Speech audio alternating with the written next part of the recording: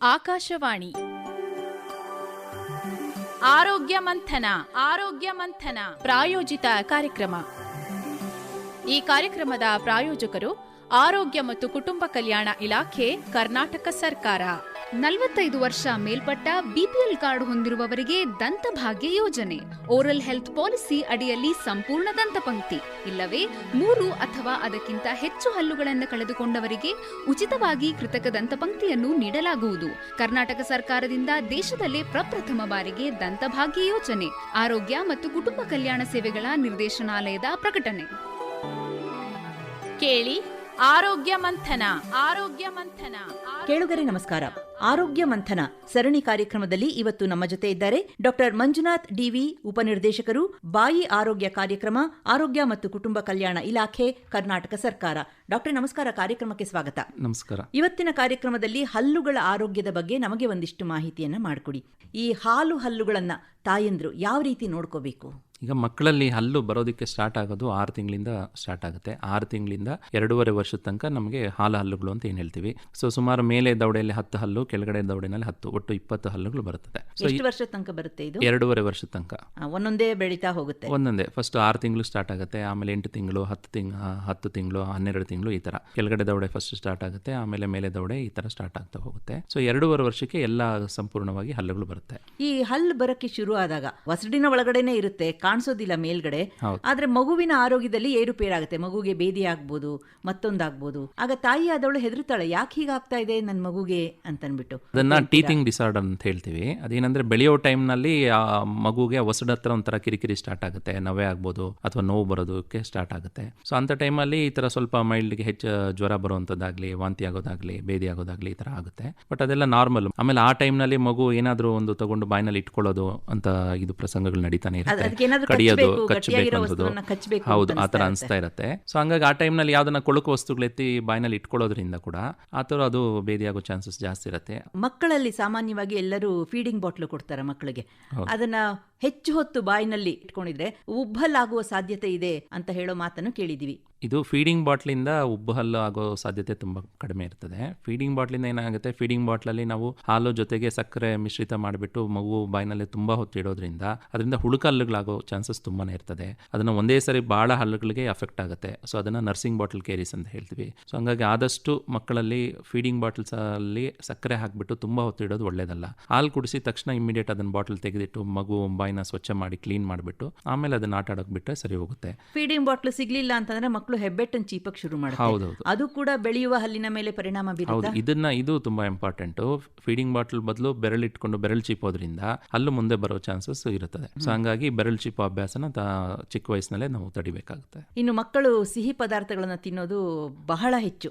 ಈ ಸಿಹಿ ತಿನ್ನೋದ್ರಿಂದ ಸಾಕಷ್ಟು ಮಕ್ಕಳಿಗೆ ಹುಳುಕಲ್ಲಾಗೋದನ್ನ ನಾವು ಗಮನಿಸ್ತೀವಿ. ಹಲ್ಲುಗಳ ಮೇಲೆ ಕಪ್ಪಾಗುತ್ತೆ. ಆದ್ರೂ ಕೂಡ ಮಕ್ಕಳು ಸಿಹಿ ತಿನ್ನೋದು ಬಿಡೋದಿಲ್ಲ. ಈ ಬಗ್ಗೆ ಹೇಳಿ. ಹಂಗಾಗಿ ಇತ್ತೀಚಿನ ಕಾಲದಲ್ಲಿ ರಿಫೈನ್ಡ್ ಶುಗರ್ಸ್ ತುಂಬಾನೇ ಯೂಸ್ ಮಾಡ್ತೀವಿ. ಎಲ್ಲದರಲ್ಲೂ ರಿಫೈನ್ಡ್ ಶುಗರ್ಸ್ ಹಾಕಿರ್ತಾರೆ. ಸ್ಟಿಕ್ಕಿ ಚಾಕ್ಲೇಟ್ಸ್ ತಿನ್ನೋದ್ರಿಂದ ಏನಾಗುತ್ತೆ, ಅದು ಹಲ್ಲು ಮೇಲೆನೆ ಕೂತೆ ಇರ್ತದೆ. ಸೊ ಅದನ್ನ ನಾವು ಇಮಿಡಿಯೇಟ್ ಇಲ್ಲ ವಾಶ್ ಆದ್ರೂ ಮಾಡಬೇಕು, ಇಲ್ಲ ಬ್ರಷ್ ಮಾಡಬೇಕು. ಸೊ ಹಂಗಾಗಿ ಅದು ಮಾಡೋದ್ರಿಂದ ನಾವು ಹಲ್ಲುಗಳು ಕ್ಲೀನ್ ಮಾಡ್ಕೋಬೇಕಾಗ್ತದೆ. ಹಂಗೆ ಬಿಟ್ಟಿದ್ರೆ ಏನಾಗುತ್ತೆ, ಹುಳುಕಲ್ಲುಗಳು ಸ್ಟಾರ್ಟ್ ಆಗೋ ಚಾನ್ಸಸ್ ತುಂಬಾನೇ ಇರ್ತದೆ. ಸೊ ಹಂಗಾಗಿ ಆದಷ್ಟು ಸ್ವಲ್ಪ ಶುಗರ್ ಮತ್ತೆ ಸ್ವೀಟ್ಸ್ ಕಮ್ಮಿ ಮಾಡಿಸಿ ಬೇರೆ ನ್ಯಾಚುರಲ್ ಫುಡ್ಸ್ ಕೊಡೋದು ಒಳ್ಳೇದು. ಕೆಲವೊಂದ್ಸಲ ಮಕ್ಕಳಿಗೆ ಒಂದ್ ಹಲ್ಲು ಮೇಲೆ ಮತ್ತೊಂದು ಹಲ್ಲು ಬೆಳೆಯುತ್ತೆ. ಕೆಲವರು ಹೇಳ್ತಾರೆ ಆ ತರ ಬಂದ್ರೆ ಅದೃಷ್ಟ ಅಂತಾರೆ. ಆದ್ರೆ ಮಗುಗೆ ಆದ್ರೂ ಬಹಳ ಕಿರಿಕಿರಿ ಉಂಟು ಮಾಡ್ತಾ ಇರುತ್ತೆ. ಮತ್ತೆ ಹಲ್ಲುಗಳನ್ನ ಕ್ಲೀನ್ ಮಾಡೋದು ಕೂಡ ಕಷ್ಟ ಆಗುತ್ತೆ.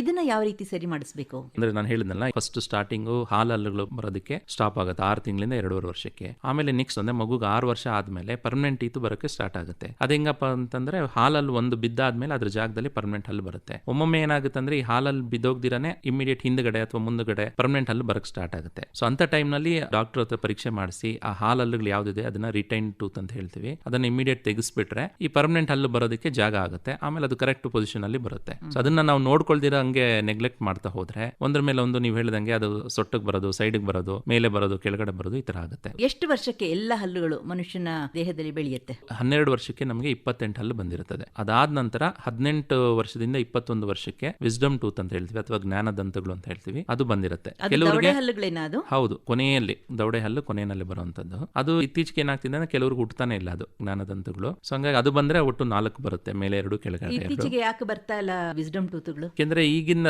ನಮ್ಮ ಆಹಾರ ಪದ್ಧತಿಗಳಾಗ್ಬೋದು, ನಾವು ಮಾಡೋ ಕೆಲಸ ಕಾರ್ಯಗಳಿಂದ ಇರ್ಬೋದು, ನಾವು ಮುಂಚೆ ಅಷ್ಟು ಎಫರ್ಟ್ಸ್ ಆಗಲಿ ಕೆಲಸಗಳಾಗ್ಲಿ ಹಾರ್ಡ್ ವರ್ಕ್ ಆಗಲಿ ಯಾರು ಮಾಡ್ತಾ ಇಲ್ಲ. ಹಂಗಾಗಿ ಎಂಟೈರ್ ಬಾಡಿ ಸ್ಟ್ರಕ್ಚರ್ ಕೂಡ ಅಷ್ಟೇ, ನಮ್ಗೆ ಹೈಟ್ ಆಗ್ಬೋದು ವಿಡ್ತ್ ಆಗ್ಬೋದು ಎಲ್ಲಾನು ಸೈಜ್ ಕಮ್ಮಿ ಆಗ್ತಾನೆ ಇದೆ. ಇದೇ ಭಾಗವಾಗಿ ನಮಗೆ ದವಡಗಳ ಸೈಜ್ ಕೂಡ ತುಂಬಾ ಕಮ್ಮಿ ಆಗ್ತಾ ಇದೆ. ಮುಂಚೆ ಎಲ್ಲ ನೀವು ನೋಡ್ತಾ ಇದ್ರಿ ಎಲ್ಲ ಬರೀ ಅವರು ಆಹಾರ ಪದ್ಧತಿಗಳೇ ಕಾಡಲ್ಲಿ ಸಿಗುವಂತ ಹಣ್ಣು ಗೆಣಸು ಗಡ್ಡೆಗಳು ಈ ತರವು ತಿಂತಾ ಇದ್ರು. ಬಟ್ ಈಗ ಎಲ್ಲ ನಾವು ಬಾಯಲ್ಲಿ ಇಟ್ಟಿದ ತಕ್ಷಣ ಕರಗುವಂತ ಫುಡ್ಸ್ ತಿಂತಾ ಇರ್ತೀವಿ. ಹಂಗಾಗಿ ಅಷ್ಟು ಎಫರ್ಟ್ಸ್ ಆಗಲಿ ಇದಾಗ್ಲಿ ಜಾಸ್ತಿ ಕೆಲಸ ಕೊಡ್ತಾ ಇಲ್ಲ. ಹಂಗಾಗಿ ದಿನೇ ದಿನೇ ಅದು ಕ್ಷೀಣಿಸ್ತಾ ಇದೆ. ಹಲ್ಲು ದವಡೆ ಸೈಜ್ ಕಮ್ಮಿ ಆಗ್ತಿದೆ, ಹಲ್ಲು ಸೈಜು ಕಮ್ಮಿ ಆಗ್ತಾ ಇದೆ. ಹಂಗಾಗಿ ಕಡಿಮೆ ಸೈಜ್ ದವಡೆ ಇರೋದ್ರಿಂದ ಈ ವಿಸ್ಡಮ್ ಟೀತ್ ಬರೋದಕ್ಕೆ ಕೂಡ ಜಾಗ ಆಗ್ತಾ ಇಲ್ಲ. ಹಂಗಾಗಿ ಏನಾಗುತ್ತೆ, ಅದು ಸೈಡ್ ಬರೋದು, ಕ್ರಾಸ್ ಆಗಿ ಬರೋದು, ಒಳಗಡೆ ಇದ್ದೋಗೋದು, ಈ ತರ ಎಲ್ಲ ಸಮಸ್ಯೆ ಬರುತ್ತೆ. ಹಂಗಾಗಿ ಆತರ ಏನು ಪ್ರಾಬ್ಲಮ್ ಬರುವಾಗ ನಾವು ಡಾಕ್ಟರ್ ಹತ್ರ ತೋರಿಸಿ ಎಕ್ಸ್ರೇ ಮಾಡಿ ಅದು ಆತರ ರಾಂಗ್ ಪೊಸಿಷನ್ ಅಲ್ಲಿ ಏನಾದ್ರೆ ಅದು ತೆಗೆಸ್ಬಿಡೋದು ಒಳ್ಳೇದು. ಸಾಮಾನ್ಯವಾಗಿ ಹಲ್ಲು ನೋವು ಬರೋದು ಸರ್ವೇ ಸಾಮಾನ್ಯ. ಅದು ಈ ತರಹ ಹಲ್ಲು ನೋವುಗಳು ರಾತ್ರಿ ಹೊತ್ತೇ ಬರುತ್ತೆ ಅನ್ನೋದನ್ನ ಕೇಳಿದೀವಿ, ನಿಜಾನಾ? ಹೌದು. ಏನಾಗುತ್ತೆ ಅಂದ್ರೆ ರಾತ್ರಿ ಹೊತ್ತು ಮಲಗಿದಾಗ ನಮ್ಮ ಕಾನ್ಸಂಟ್ರೇಷನ್ ಎಲ್ಲಾನು ಬೇರೆ ಕಡೆಯಿಂದ ಈ ಕಡೆ ಬಂದಿರುತ್ತೆ ಒಂದು. ಆಮೇಲೆ ಅದು ಬ್ಲಡ್ ಫ್ಲೋ ಕೂಡ ಇನ್ಕ್ರೀಸ್ ಆಗ್ತಾ ಇರುತ್ತೆ. ಸೊ ಹಂಗಾಗಿ ಆ ಪ್ರೆಷರು ಮತ್ತೆ ಇದು ನೈಟ್ ಟೈಮ್ ಹೋಗ್ತಾ ಚಳಿನೂ ಜಾಸ್ತಿ ಆಗುತ್ತೆ. ಸೊ ಹಂಗಾಗಿ ಆ ಸೆನ್ಸಿಟಿವಿಟಿ ಪೈನು ರಾತ್ರಿ ಹೊತ್ತೇ ಜಾಸ್ತಿ ಆಗುತ್ತೆ. ಈ ಹಲ್ಲು ನೋವಿಗೆ ಹಿಂದಿನ ಕಾಲದಿಂದಲೂ ಈ ಲವಂಗದ ಎಣ್ಣೆಯನ್ನು ಉಪಯೋಗಿಸೋದು ಹೆಚ್ಚು.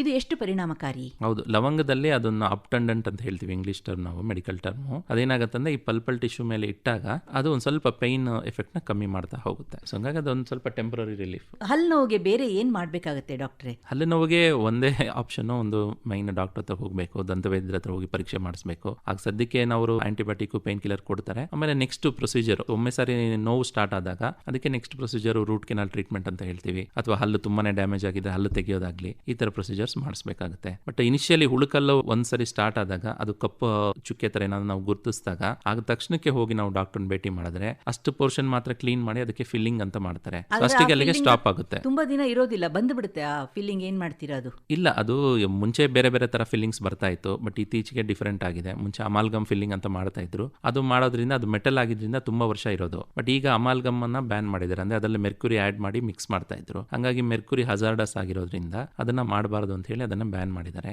ಈಗ ಅದ್ರ ಬದಲಾಗಿ ಬೇರೆ ಬೇರೆ ತರ ಫಿಲ್ಲಿಂಗು ಬಂದಿದೆ. ಸೇಮ್ ಟೂತ್ ಕಲರ್ಡ್ ಫಿಲ್ಲಿಂಗ್ ಬಂದಿದೆ, ಅದನ್ನ ಮಾಡಿಸ್ಕೋಬಹುದು. ಅಂದ್ರೆ ಈ ಹಲ್ಲು ಕಪ್ಪಾಗೋದನ್ನೇ ನೀವು ದಂತಕ್ಷಯ ಅಂತ ಕರಿತೀರಾ? ಹೌದು ಹೌದು, ದಂತಕುಳಿ ಅಥವಾ ದಂತಕ್ಷಯ ಅಂತ ಕರಿತೀವಿ. ದಂತಕ್ಷಯ ಅಂತಂದ್ರೆ ಏನ್ ಅನ್ಕೊಂಡ್ಬಿಡ್ತಾರೆ, ಹಲ್ಲುಗಳಿಗೂ ಕೂಡ ಕ್ಷಯ ರೋಗ ಬಂದಿದೆ ಅಂತ ಅನ್ಕೊಂಡ್ಬಿಡ್ತಾರೆ. ಇಲ್ಲ, ಆ ಕ್ಷಯ ರೋಗ ಬೇರೆ, ಅದು ಲಂಗ್ಸ್ ಗೆ ಸಂಬಂಧಪಟ್ಟಿರೋಂಥದ್ದು. ಇದು ದಂತಕುಳಿ ಅಥವಾ ದಂತಕ್ಷಯ ಅನ್ನೋದು ಹುಳುಕಲ್ಲು ಅಂತ ನಾವು ಸಾಮಾನ್ಯವಾಗಿ ಕರೆಯುವಂತ ಪದ್ಧತಿ ಅದು.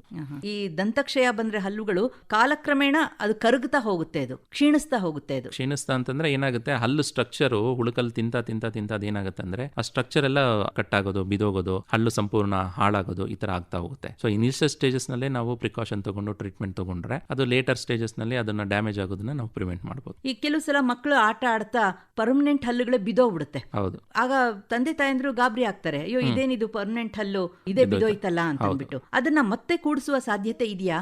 ಇದೆ. ಈಗ ತಕ್ಷಣಕ್ಕೆ ಯಾವುದೋ ಒಂದು ಮಗು ಆಟ ಆಡ್ತಾ ಇರಬೇಕಾದ್ರೆ ಸಡನ್ ಆಗಿ ಬಿದೋದಾಗ ತಕ್ಷಣಕ್ಕೆ ಒಂದು ಹಲ್ಲು ಮುಂದೆ ಹಲ್ಲು ಸಪೋಸ್ ಹೆಚ್ಚಿಗೆ ಯಾವಾಗಪ್ಪ ಆಗುತ್ತೆ ಅಂದ್ರೆ ಉಬ್ಬು ಹಲ್ಲು ಇರುವಂತ ಮಕ್ಕಳಿಗೆ ಬಿದ್ದ ತಕ್ಷಣ ಹಲ್ಲು ಬಿದೋಗೋ ಚಾನ್ಸಸ್ ಜಾಸ್ತಿ ಇರುತ್ತೆ. ಆಗ ಬಿದ್ದ ತಕ್ಷಣ ಇಮಿಡಿಯೇಟ್ ನಾವು ಅದನ್ನ ಒಂದು ಹಾಲಲ್ಲಾಗ್ಲಿ ಅಥವಾ ಕ್ಲೀನ್ ಆಗಿರೋ ನೀರ್ನಲ್ಲಾಗ್ಲಿ ಇಟ್ಬಿಟ್ಟು ಇಮಿಡಿಯೇಟ್ ಡಾಕ್ಟರ್ ಹತ್ರ ಕರ್ಕೊಂಡು ಹೋದ್ರೆ ಅದೇ ಹಲ್ಲನ್ನ ಪುನಃ ಅದೇ ಜಾಗದಲ್ಲಿ ಇಟ್ಟು ಅದಕ್ಕೆ ವೈರಿಂಗ್ ಅಂತ ಮಾಡಿ ಅದನ್ನ ಕೂಡಿಸಬಹುದು. ಬಟ್ ಅದು ಒಂದು 3-4 ವೀಕ್ಸ್ ಆದ್ಮೇಲೆ ಮತ್ತೆ ಚೆಕ್ಅಪ್ ಮಾಡಿ ಎಲ್ಲ ಮಾಡ್ತಾ ಇದ್ರೆ ಟೇಕಪ್ ಆಗುತ್ತೆ. ಸೊ ಹಂಗಾಗಿ ನ್ಯಾಚುರಲ್ ಹಲ್ಲನ್ನ ಉಳಿಸ್ಕೊಬೇಕಾಗುತ್ತೆ. ಅಂದ್ರೆ ಎಷ್ಟು ಗಂಟೆಯ ಒಳಗೆ ಈ ತರ ನಾವು ಇಮಿಡಿಯೇಟ್ ತೆಗೆದುಕೊಂಡು 30 ನಿಮಿಷದ ಒಳಗಡೆ ಹೋಗ್ಬೇಕದು. ಹಾಫ್ ಅನ್ ಅವರ್ ಒಳಗಡೆ ಹೋದ್ರೆ ಅದು ಕೂಡ್ಕೊಳ್ಳೋ ಚಾನ್ಸಸ್ ಜಾಸ್ತಿನೇ ಇರುತ್ತೆ. ನಾವು ಹೆಚ್ಚಿಗೆ 2-3 ಅವರ್ಸ್ 4 ಅವರ್ಸ್ ಆದ್ಮೇಲೆ ಹೋದ್ರೆ ಅದನ್ನ ನಾವು ಉಳಿಸೋದಕ್ಕೆ ಆಗೋದಿಲ್ಲ. ಇಮಿಡಿಯೇಟ್ ಹಾಫ್ ಅನ್ ಅವರ್ ಒಳಗಡೆ ಹೋದ್ರೆ ಅದನ್ನ ಅಲ್ಲೇ ಕೂಡಿಸಬಹುದು. ಬೆಳೀತಾ ವಯಸ್ಸಾದ ಹಾಗೆ ಹಲ್ಲುಗಳ ಮಧ್ಯ ಸಂಧಿಗಳು ಕೂಡ ಜಾಸ್ತಿ ಆಗುತ್ತೆ. ಈ ಸಂಧಿಗಳಲ್ಲಿ ಏನಾದ್ರೂ ಆಹಾರ ಕಣಗಳು ಸಿಕ್ಕಿಕೊಂಡಾಗ ಒಂದು ಪಿನ್ ಹಾಕೋದು ಅಥವಾ ಕಡ್ಡಿ ಹಾಕೋದು, ಹಿಂದಿನ ಕಾಲದಲ್ಲಂತೂ ಒಂದು ಬೆಳ್ಳಿ ಕಡ್ಡಿಯನ್ನು ಕೂಡ ಅಜ್ಜಿ ಇಟ್ಕೊಂಡಿದ್ದು ನೋಡ್ತಾ ಇದ್ವಿ ನಾವು.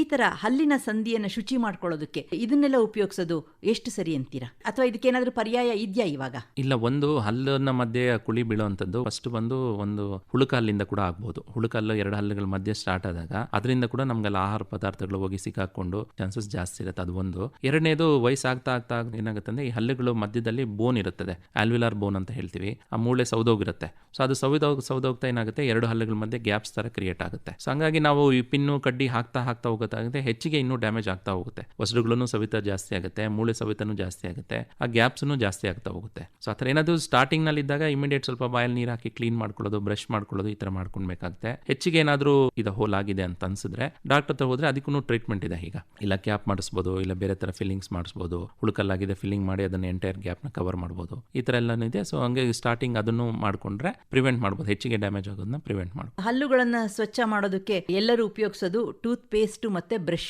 ಈ ಬ್ರಷ್ಗಳು ಯಾವ ರೀತಿ ಇರಬೇಕು? ಬ್ರಷ್ ಯೂಶಲಿ ಸಾಫ್ಟ್ ಬ್ರಷ್ ಇರಬೇಕಾಗ್ತದೆ. ಅಂದ್ರೆ ಮಕ್ಕಳಲ್ಲಿ ಉಪಯೋಗಿಸುವಂತ ಬ್ರಷ್ ತುಂಬಾ ಚಿಕ್ಕದಾಗಿ ಇದಾಗಿರ್ಬೇಕಾಗ್ತದೆ. ದೊಡ್ಡವರಲ್ಲಿ ಉಪಯೋಗಿಸುವಂತ ಬ್ರಷ್ ಮೀಡಿಯಂ ಸೈಜ್ ಇರಬೇಕು ಒಂದು. ಆಮೇಲೆ ಬ್ರಿಸಲ್ಸ್ ಸಾಫ್ಟ್ ಅಥವಾ ಮೀಡಿಯಂ ಉಪಯೋಗಿಸಿದ್ರೆ ಒಳ್ಳೇದು. ಯಾಕಂದ್ರೆ ಹಾರ್ಡ್ ಎತ್ಕೊಂಡು ತುಂಬಾ ರಫ್ ಅಂಡ್ ಟಫ್ ಆಗಿ ಉಜ್ಜಿದಾಗ ಅದೇನಾಗುತ್ತೆ, ಒಸಡಿಗೆ ಮತ್ತೆ ಹಲ್ಲುಗಳಿಗೆ ಡ್ಯಾಮೇಜ್ ಆಗೋ ಚಾನ್ಸಸ್ ಜಾಸ್ತಿ ಇರುತ್ತೆ. ಇನ್ನು ಪೇಸ್ಟಿನ ವಿಷಯಕ್ಕೆ ಬಂದಾಗ ಯಾವ ಪೇಸ್ಟ್ ಉಪಯೋಗಿಸಬೇಕು ಅನ್ನೋದು ಒಂದು ಯಕ್ಷ ಪ್ರಶ್ನೆ. ಯಾಕೆಂತಂದ್ರೆ ಸಾಕಷ್ಟು ಜಾಹೀರಾತನ್ನ ನೋಡ್ತಾ ಇರ್ತೀವಿ. ಕೆಲವುದ್ರಲ್ಲಿ ಬೇವಿರುತ್ತೆ ಅಂತ ಹೇಳ್ತಾರೆ, ಕೆಲವುದ್ರಲ್ಲಿ ಉಪ್ಪಿರುತ್ತೆ ಅಂತ ಹೇಳ್ತಾರೆ. ಯಾವ ಪೇಸ್ಟ್ ಅನ್ನು ಉಪಯೋಗಿಸ್ಕೋಬೇಕು? ಯಾವ ಪೇಸ್ಟ್ ಅನ್ನೋದಕ್ಕಿಂತ ನಾವು ಹೇಗೆ ಉಪಯೋಗಿಸ್ತೀವಿ, ಎಷ್ಟು ಪ್ರಮಾಣ ಪೇಸ್ಟ್ ಹಾಕೊಂತೀವಿ, ಆಮೇಲೆ ದಿನಕ್ಕೆ 2 ಬಾರಿ ಯಾವ ತರ ಬ್ರಷ್ ಮಾಡ್ತೀವಿ ಅನ್ನೋದು ತುಂಬಾ ಇಂಪಾರ್ಟೆಂಟ್ ಆಗುತ್ತೆ. ಬ್ರ್ಯಾಂಡ್ಸ್ ಯಾವುದೇ ಇರಬಹುದು, ಬಟ್ ಮಕ್ಕಳಲ್ಲಿ ಯೂಸ್ ಮಾಡುವಾಗ ಸುಮ್ಮನೆ ಒಂದು ಬೇಳೆಕಾಳಷ್ಟು ಮಾತ್ರ ಪೇಸ್ಟ್ ಯೂಸ್ ಮಾಡಬೇಕು. ಮಕ್ಕಳಲ್ಲಿ ಆದಷ್ಟು ಫ್ಲೂರೈಡ್ ಟೂತ್ ಪೇಸ್ಟ್ ಸ್ವಲ್ಪ ದೊಡ್ಡವರಾಗ ತನಕ ಯೂಸ್ ಮಾಡಿದ್ರೆ ಒಳ್ಳೇದು. ಯಾಕಂದ್ರೆ ಫ್ಲೋರೈಡ್ ಅಂತ ಹೇಳಿದ್ರಿ ನೀವು.